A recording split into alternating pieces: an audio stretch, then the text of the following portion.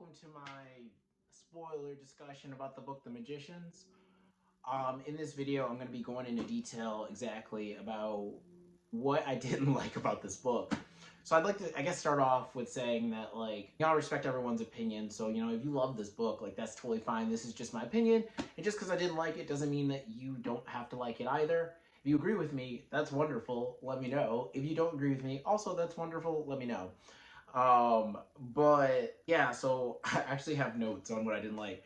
These markers are actually things that I didn't like. For a while, I started to, I guess, kind of hate read this book as I started to mark things that I did not like and things that the novel did better. But then I was like, okay, this is actually making this even worse of an experience. So I stopped doing that. Let me just start off, and I want to kind of make this pretty clean cut because there is a lot I didn't like about this book, and I could be talking forever about all the things I didn't like. So I have my notes right here. Let's see. I guess I would start off simply saying the writing is bland. As I mentioned in my other review, the writing here is not done well. At the beginning, once we get introduced to the magic systems and everything, and the magic scenes are happening or passages are happening, they really are described with minimal effort. It's really bad descriptors. You don't get a feel for the magic. You don't get a feel for the rules of the magic at all, by the way, throughout this book. I know there's soft magic systems and hard magic systems. I think this would be a soft magic system because it's really vague. But even for a soft magic system, I feel like this was incredibly vague.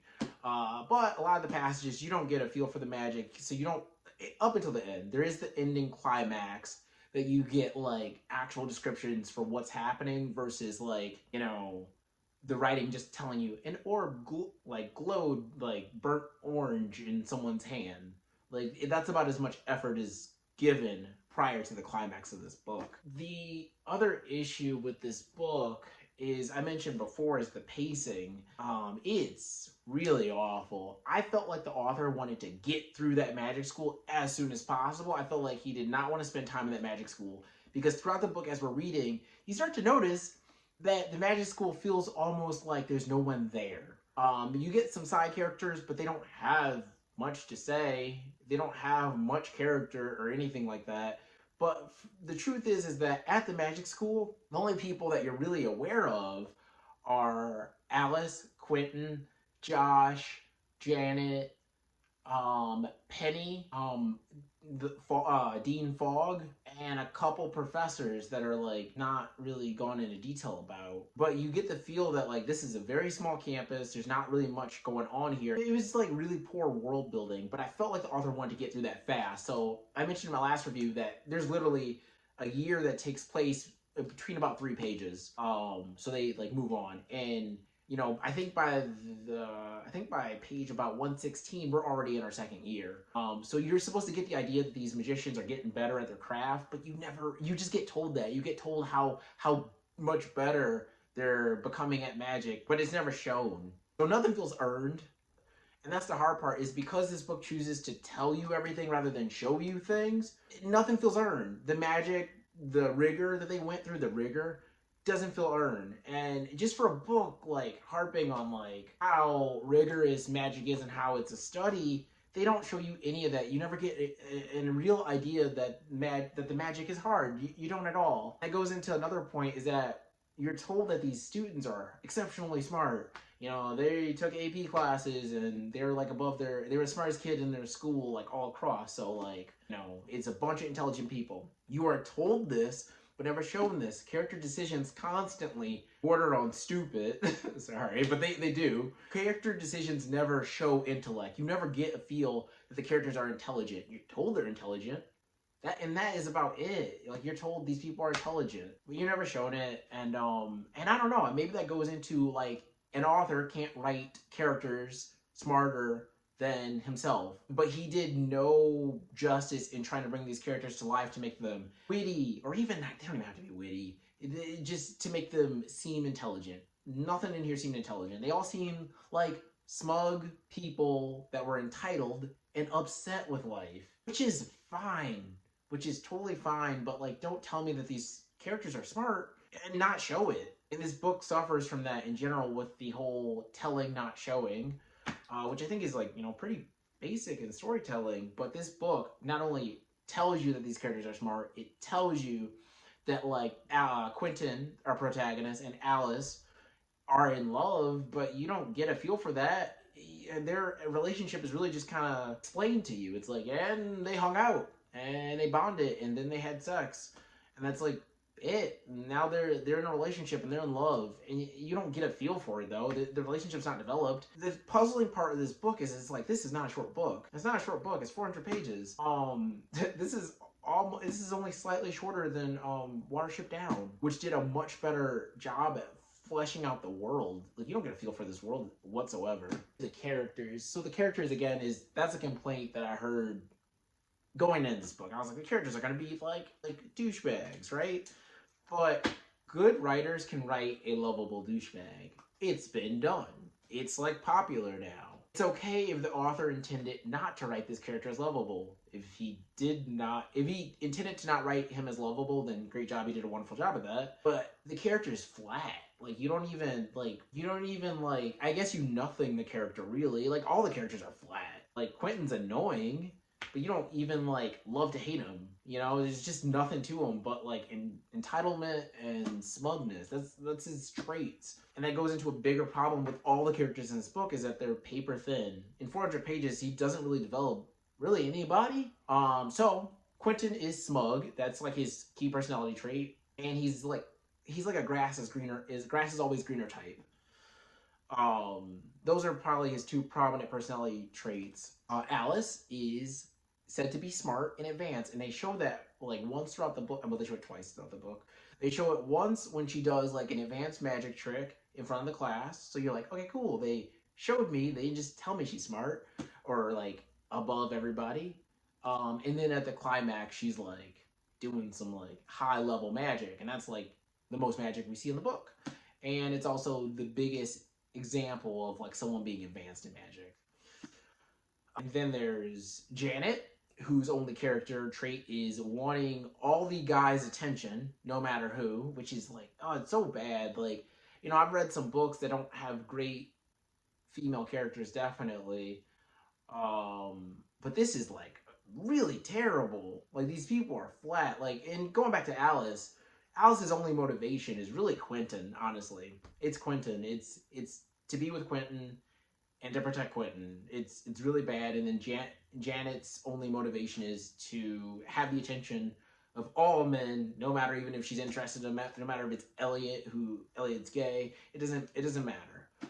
And then it's kind of if you've never heard of the Madonna horror complex, that's kind of what's going on in this book. It's really bad, and I know that's in a lot of books, and I'm not letting those books off, but those tropes are usually surrounded by better writing. And then Elliot's only character is that he is he wants sex and he likes making alcohol, and he is fashion concerned. During a point in the book where things are actually happening and they're in danger, he's worried about his hair. And that's stereotypical, and it's bad writing, to write the only gay character or LGBT character in this book is concerned about their hair and super I don't want to say obsessed with sex, because there's nothing wrong with that, but it's just that's what this character is sex, drinks, and fashion or appearance. And there's nothing else there. Then there's Josh, who you don't really get a feel for at all either. He's just kind of the slacker of the group. That's his character, and kind of a goofball. And then there's some other side characters that really aren't developed either. But that's a big issue too, is that not only the writing's bad, and the characters within the writing are flat, bland, and paper thin. My fifth point is that, honestly, this is derivative, and I mentioned this in my other review. This book is an utter ripoff of Harry Potter and Narnia, and I'll go into the critique part in a second, but it is an utter ripoff. I really don't feel like they even had to have the school in the book, because they go through the school really quick. The school provides nothing. You get no sense of rigor or anything like that. Nothing comes back. There's no callbacks. There's one thing that I'll mention in a second, but the school was just pointless. Honestly, they could have learned magic in a basement, and it would have been the same. It would have been totally the same. Like the school played no importance in the story. There is a part when they're about to graduate where the dean inputs a demon in their backs for protection, which I thought was odd because it was mentioned that like magicians usually live pretty like okay chill lifestyles outside of the school once they go back to the real world. So to put the demon in their back and say, hey, protect yourself. I was like, okay, well that seems like a really bad plot device. Because that's gonna come up later, and it's just like such a sloppy plot device. Because I'm like, what? Like they said everything was like pretty chill for magicians outside of break bills, and the demons do come to light and stuff like that. But it's just such like lazy writing. The plot of this book. So when you start this book, what we have here is, I would say that I noticed on page, so it took until about page 116 to meet the Beast. And if you watch the TV show, that's kind of like, that's our inciting incident. That's what gets the story kicking off, right? So I thought, okay, cool, the story's actually gonna start now. Doesn't. We meet him on 116, and then in between 116, and I think he pops back up on like page 385 maybe, and the book's 405 pages. In between meeting the Beast and page like 385, what we are introduced to is just them drinking and sitting around talking, but we don't get like nothing deep, nothing about their characters. We get Quentin complaining, we get them getting it explained that like they were getting better at magic, getting it explained that things were tense, getting it explained that like Quentin and Alice were falling in love, but never actually seeing it. So between 116 or whatever and 380, all that's wasted. And I wondered, I was like, okay, well, maybe they're not going back to the Beast. Maybe they're going a different direction. Climax is fine. It's like exciting, and the descriptions of what's happening is like there, and that's good. And you feel like it's happening vividly. It's described well. However, the lead up to the climax is it's pretty bad. Because you have these students, because the book basically becomes Narnia after the halfway point. But you have these students that essentially go into this other world, and they're like, hey, we're gonna be kings and queens like in the book of Fillory. But you get a sense that like these are like these students are older than like college graduates, so they must be like 23 or up. The lack of critical thinking skills is like daunting. Like you would think these were like 10-year-olds. They're like, we're gonna be kings and queens, and they like meet some people in Fillory that are like, yeah, go here, get the crown, and that's all you need. But they never question like, why do we need the crown? Does the crown like have any power or something, or is it just a symbol? So they decide to go with these other people they don't know to Fillory, and they adjust quite easily to killing like Fillorians, I think is the word. They adjust quite easy to killing like these like mythical creatures, and for me the story kind of dove into like almost an absurdity where it's like, oh my gosh, like they're murdering like satyrs and rabbits and stuff like that, and I'm like, what is going on? Like obviously these things meant them harm, but like their transition to murder just was so smooth. I mean, some of them got sick, I guess, but it just was such an afterthought, and they didn't question what's going on here. Like, if this is being protected so well, there must be some more to this story. But they listen to one person and they just go ahead because they're so smart. So that was interesting. The highlight of this kind of absurdity was Janet bringing a pistol to Fillory, which was mentioned earlier, and I thought that was funny. I'm like, I'm not bringing a gun to Fillory. It would be like bringing a gun to Narnia, and I thought that was funny. I'm like, oh, that would be weird. But she does. She brings a gun and she shoots some creatures, which I thought was hilarious unintentionally, but also just weird. I'm like, they're magicians. Why aren't they using magic? Why does she have a gun? Like, I just thought that was odd that she brought a gun to this magical land. But by the end of this book, I was like really exhausted. I was like, whatever, like let's finish this up. I hate this book. And then like you find out the Beast had orchestrated most of, well, the Beast had orchestrated a lot of what has happened. He like popped up at Breakbills and knew that somebody there would cause him issues because the plot, basically. And essentially he led them there. But in order for that to happen, in order for him to have led them there, several things need to happen. One, Penny had to get the button to get them to Fillory.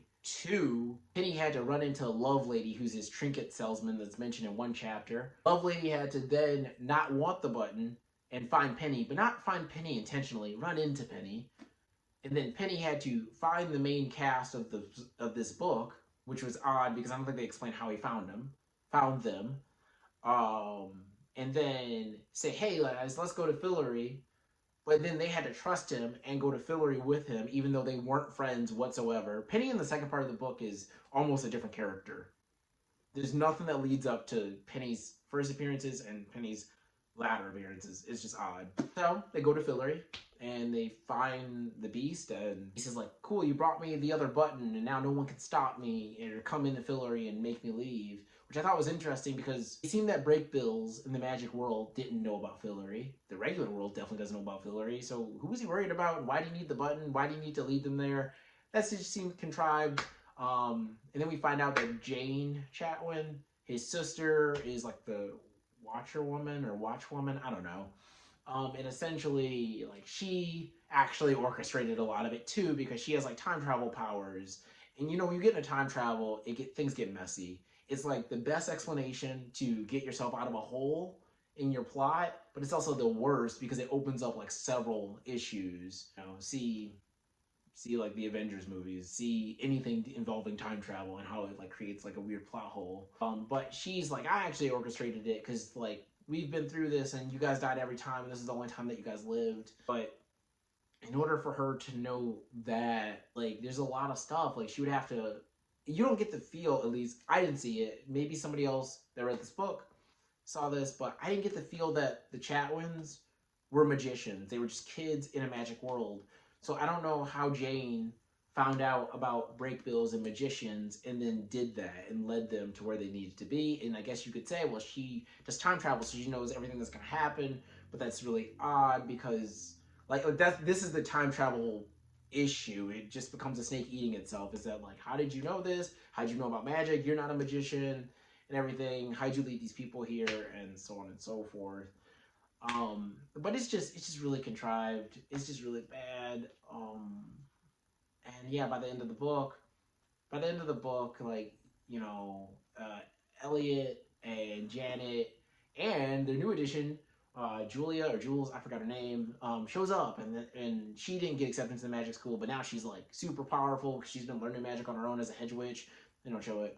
And they're like, let's go back to Fillory because we're gonna be kings and queens. And so I'm like, okay, so they're back on this storyline, which I thought was odd because I'm like, this storyline was ridiculous for like 20 somethings to be like, let's go be kings and queens in this fantasy world and not thinking about the intricate DeLorean political details involved in that, obviously. I'm like, let's go back. And at this point, Alice is dead, and Quentin's like, okay, yeah, sure, let's go back. And I'm thinking, what in the world? Like, he loved this girl, and they're gonna go back to this place where she died, and Elliot and Janet don't care. They don't seem to be concerned. They're just like, okay, yeah, let's do it. It just seems like, let's just write another book. And I don't know what the next book's about, but I will not be reading it. That's kind of like the end of this review. I don't recommend this book at all.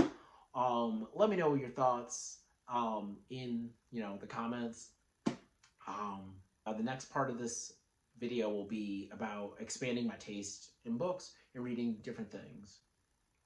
Maybe I should save that for another video. I'll save that for another video. Okay.